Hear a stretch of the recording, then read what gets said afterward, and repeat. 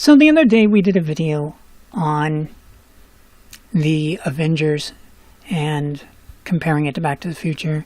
And I've done videos on the Oscars, and I've done some other pop culture videos, not too many.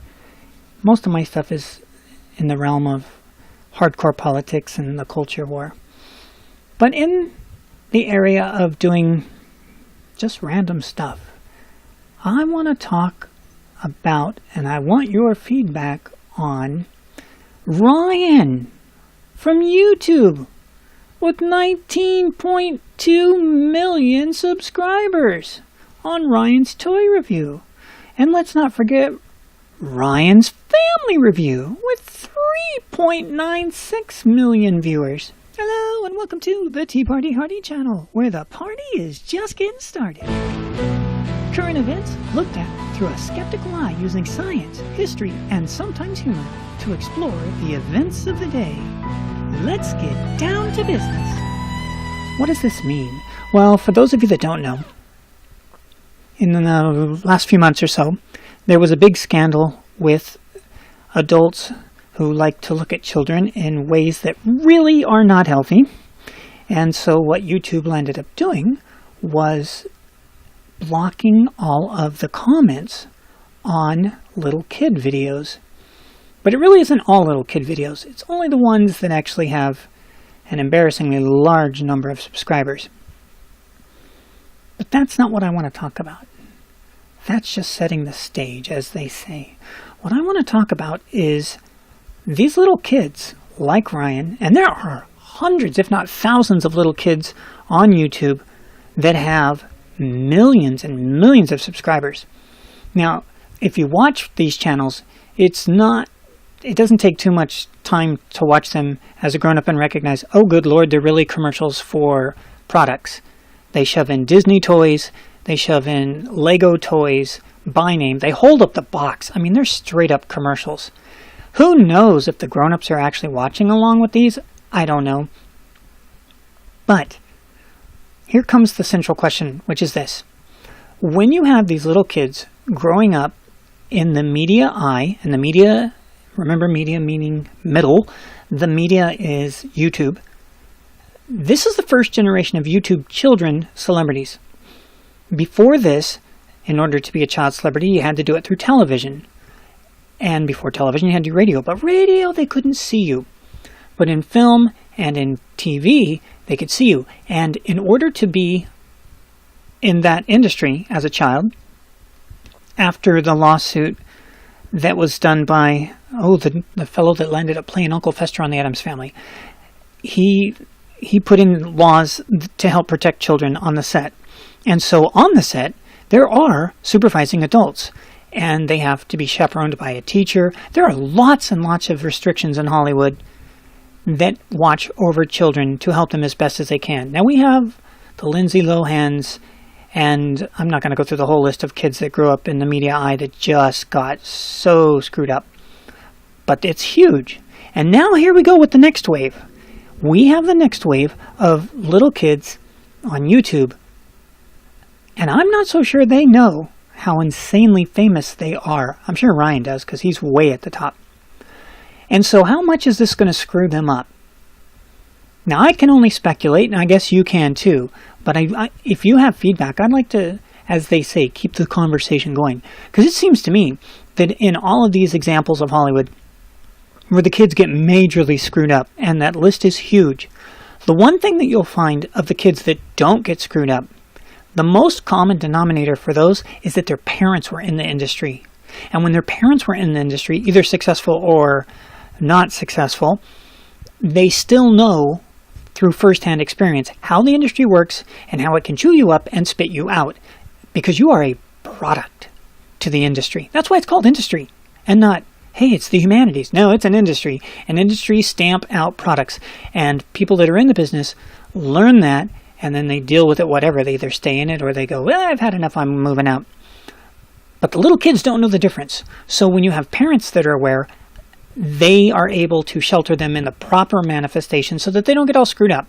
At least to the level of poor Lindsey Lohan. And there are others. I don't mean to keep picking on her. Okay. Who's watching these guys? Anybody? I don't think so. I don't think there's any regulations at all over these guys. And here's these little kids that are celebrities and don't even know it. Now they're YouTube famous, and it's amazing. Some of you guys watching this may have millions of subscribers. I don't know. But the amount of people on YouTube that do literally have millions of subscribers, it's a lot. It's really a lot.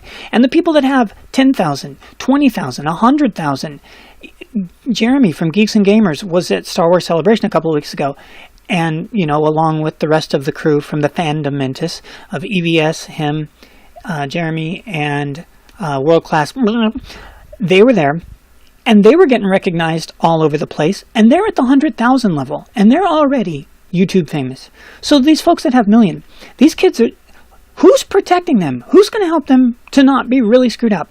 And for those fans of the movie Cloudy with a Chance of Meatballs, I think that's the title. I just call it the Meatball Rain movie. There's a character in that movie that's an adult that wears a diaper because when he was a baby, he was famous as a baby, and he's still living off that fame as a grown-up fat man who's bald and still wearing a diaper because he liked the fame. What's going to happen to all these YouTube kids? Ryan is about to hit puberty in 2 years. When he hits puberty, just like everybody else in show business, that could very easily be the end of the Ryan ToysReveiew fortune. Because currently, and this is from like 15 minutes ago when I started making the video, 7 hours ago, 175,000 views. That pays the rent, baby. That pays the rent fine. 1 day ago, 848,000. 2 days ago, 1.3 million. I don't know if it's still true or not, but for a while, he was the second highest paid person on YouTube, Little Ryan, a.k.a. Little Ryan's parents. Who's protecting him? Who's protecting the money in that case like they do in showbiz? Anybody? Is this kid being protected at all? Or any of the children? But the question is this. When he hits puberty, is this the reason that we also now have Ryan's family review? Oh, and look at the 2 new little babies. Were those babies made out of love, or were those babies made out of cha-ching? Because when Ryan hits puberty, the party is over. So mom and dad, being business-wise, going, hey, we make bank off this kid, and this kid's not going to be a kid for very much longer. And how many of the other YouTubers are doing the same thing? They're thinking, oh my God, my kid's he's getting old. She's getting old. What do I do? Do they make babies strictly for the purpose of exploiting them? I want your feedback, because this is purely speculation. I don't have any evidence on either side other than these guys are making bling, and time is ticking, and they know it.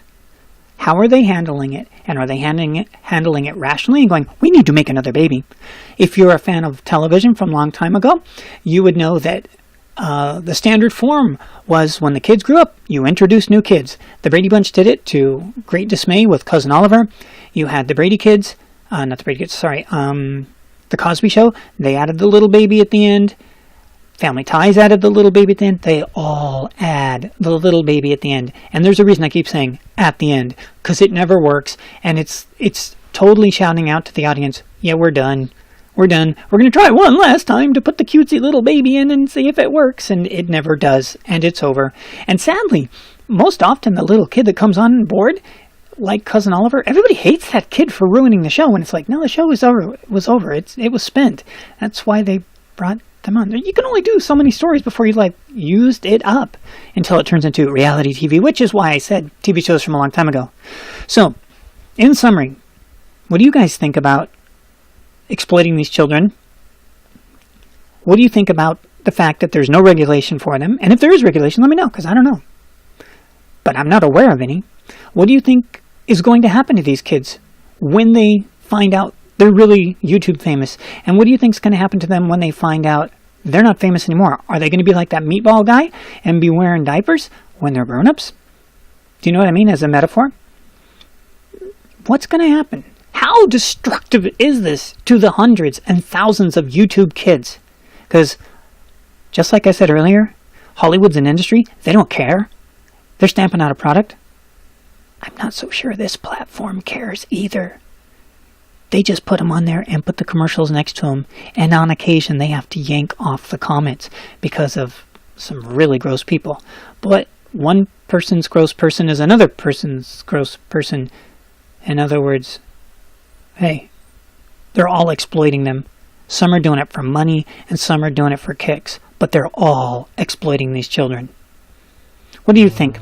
We hope you enjoyed the content, and if you did, feel free to like, subscribe, come on back anytime. You're always welcome here as part of the family, and we'll see you in the future.